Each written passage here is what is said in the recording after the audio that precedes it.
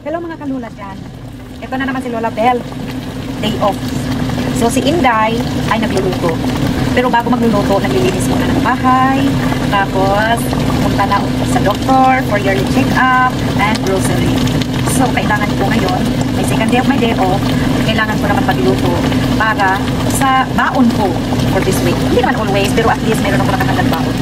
Ngayon, ang aking recipe today is lechong paksiw. So, first time kong mag-lechon ng paksiw sa buong buhay ko. Wala naman kasi ako maubusan, wala din ako mabibili. So, ako ang gagawa. So, mayroon akong tira na naka-freeze na lechon.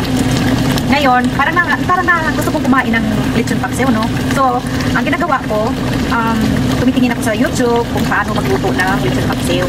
With Mang Tomas. So, ginikisa ko lang. Ito na ang aking lechon.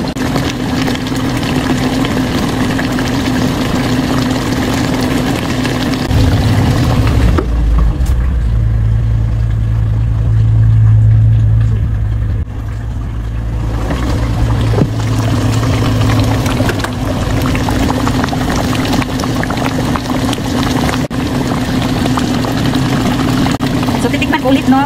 Pagkatapos kong dinagdagan ng 1 teaspoonful, 1/2 teaspoon of sugar. Sarap na. Grabe.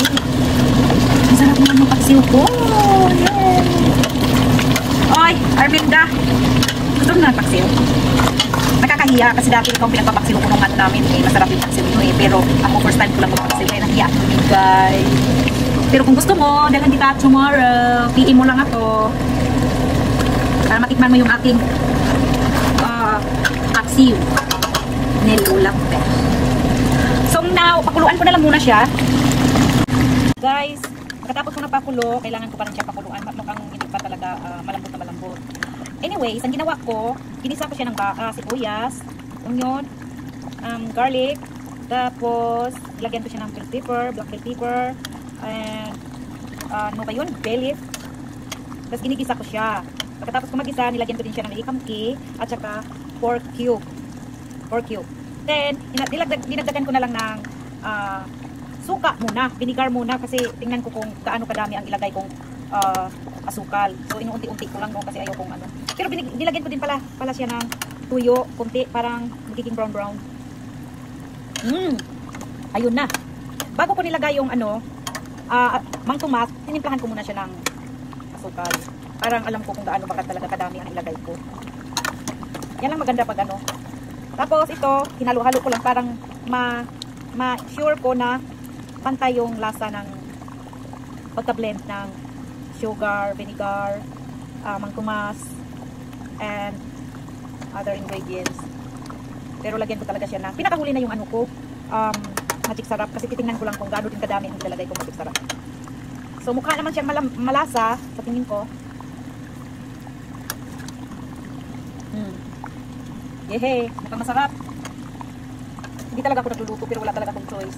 So kailangan ko matuto or else kakain ako ng tinapay. Ayoko ng tinapay, nasikmura ako palagi tinapay, merienda lang talaga sa akin yung tinapay. Hindi ko talaga yan po. Okay, more pakulo. Lagay ko muna siya dyan hanggang sa lumako. Ayan na guys, ready na tayong kumain. Masarap. Tsaka pinapartneran ko din itong aking parang pampawala sa langig-ngig ba sa Bisaya. Umay. Mayroon ako dito white wine from Germany. Diba? Sasabihin na naman lang magyayabang ako. Nung nasa Germany ako, bumili ako nitong wine. Hindi naman ako magpagkanasin. Kunti lang, tingnan yung baso ko. Ang maliit.